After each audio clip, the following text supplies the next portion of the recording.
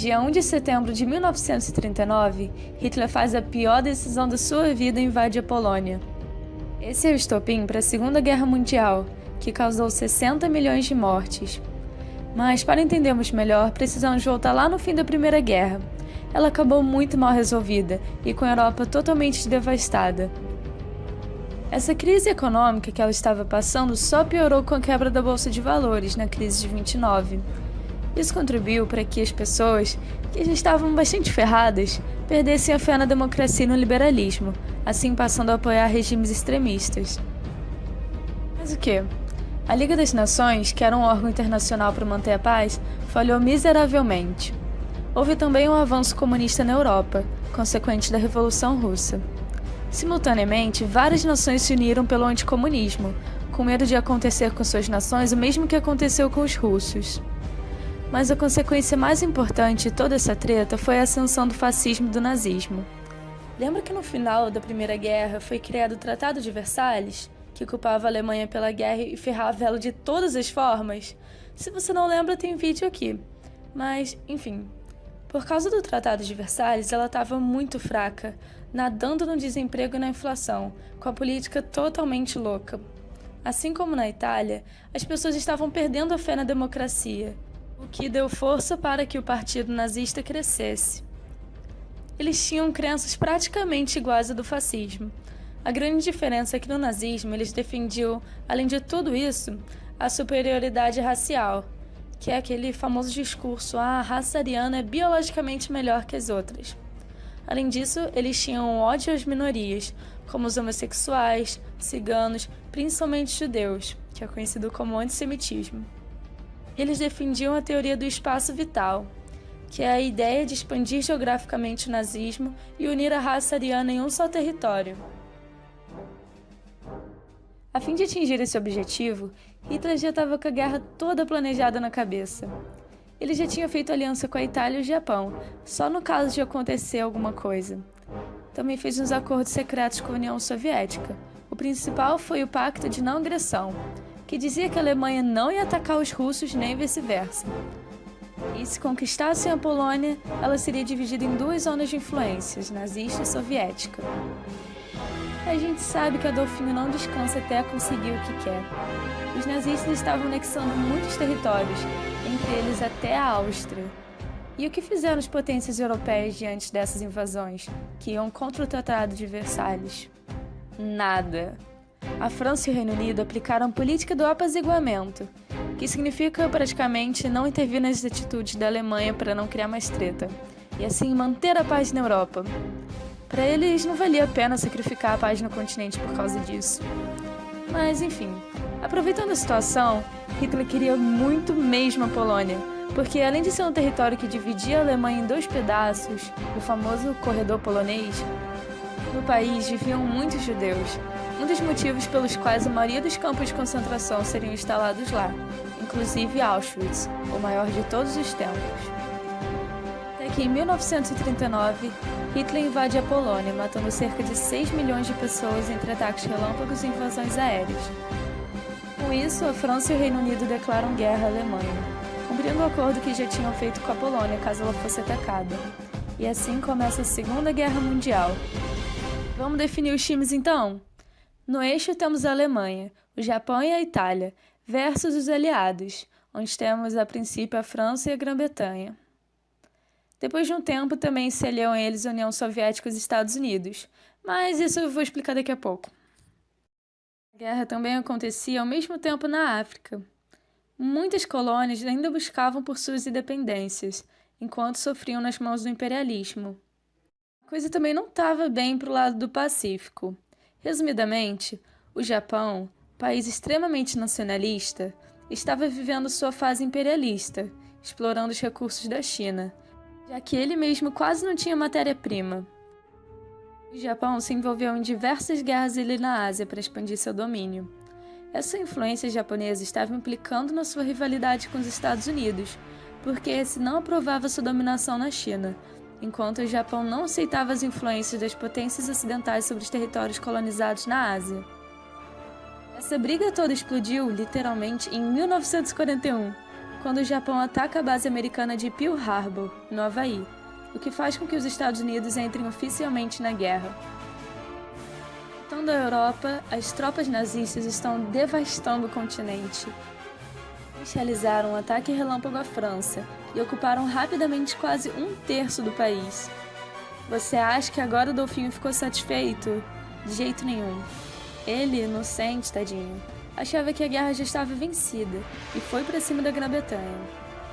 Lembrando que ela é uma ilha, então o acesso não era tão fácil assim.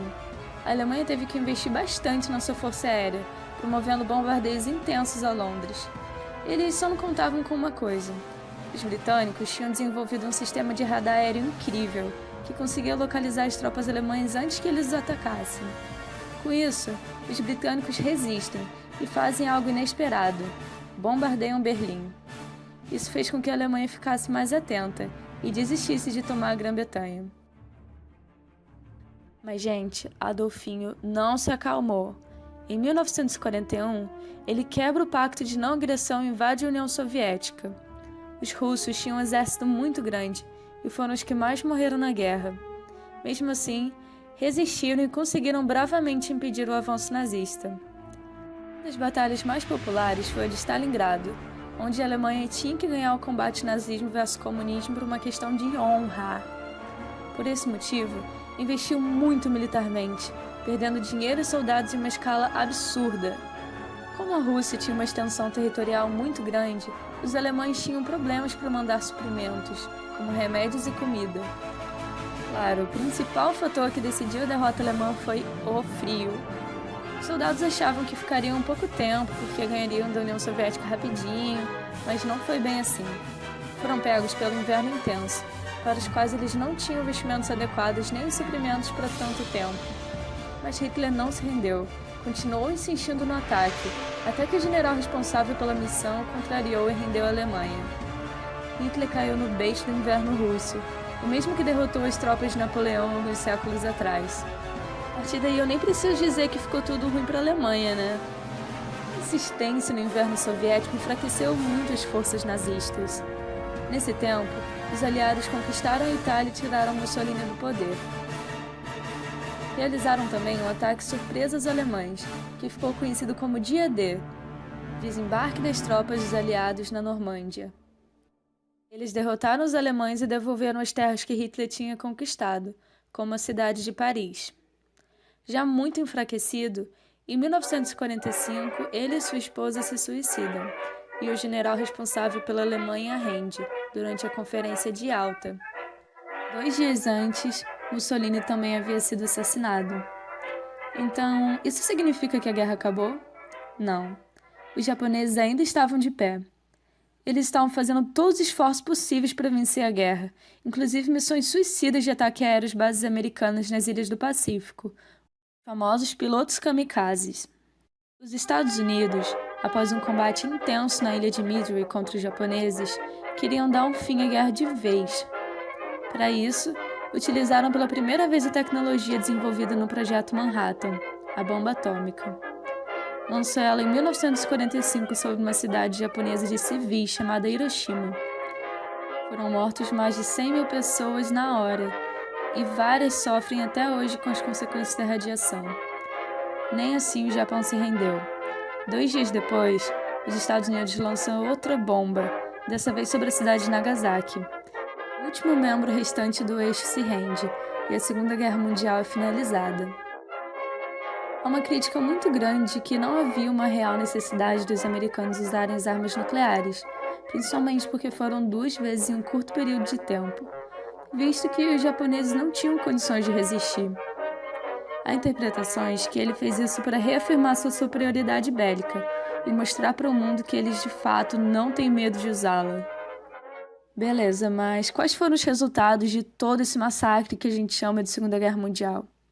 Foram 60 milhões de mortos, sendo classificado como o maior conflito que já existiu na humanidade. Devemos ressaltar a questão dos judeus, que foram assassinados em massa em campos de concentração, junto a outras minorias, como ciganos, homossexuais e comunistas. O pior é que ninguém sabia da existência dessas chacinas até 1945, quando os aliados descobrem essas atrocidades e libertam os prisioneiros, mostrando ao mundo a verdadeira face do nazismo. Para penalizar os crimes de guerra, foi feito o julgamento de Nuremberg. Porém, muitos dos militares incriminados fugiram para a América do Sul, e sim, alguns deles até se refugiaram no Brasil. Como uma tentativa de reverter os danos aos judeus, a recém-criada Organização das Nações Unidas forma o Estado de Israel, para que eles possam ter seu Estado oficial em sua terra prometida. Acontece que esse território já estava habitado pelos palestinos, mas isso é história para outro vídeo. Os Estados Unidos lucraram muito com a guerra, levando em conta que ele era o principal fornecedor de armas e outros suprimentos. A guerra conseguiu reerguer sua economia, fazendo com que ele se recuperasse de vez da crise de 29. Agora, poderoso, estava pronto para fincar outro combate, a Guerra Fria. Para encerrar tudo isso, foi feita a Conferência de Potsdam, onde se reuniram os grandes líderes mundiais, Stalin, Truman e Churchill, para decidir os rumos da história. Eles decidiram que a Alemanha seria submetida a um processo de desnazificação, ou seja, fim de todas as leis nazistas e a reestruturação do sistema judicial e educacional, de modo democrático, e a eliminação de todos os elementos socioculturais nazistas. Ela também teria sua capital dividida em 4 zonas de influência. As principais seriam Berlim Ocidental, de política capitalista, e Berlim Oriental, de política socialista, e assim se fez com o resto da Europa, divisão que ficou conhecida como Cortina de Ferro. O mundo agora estava dividido entre as duas novas potências mundiais, os Estados Unidos e a União Soviética.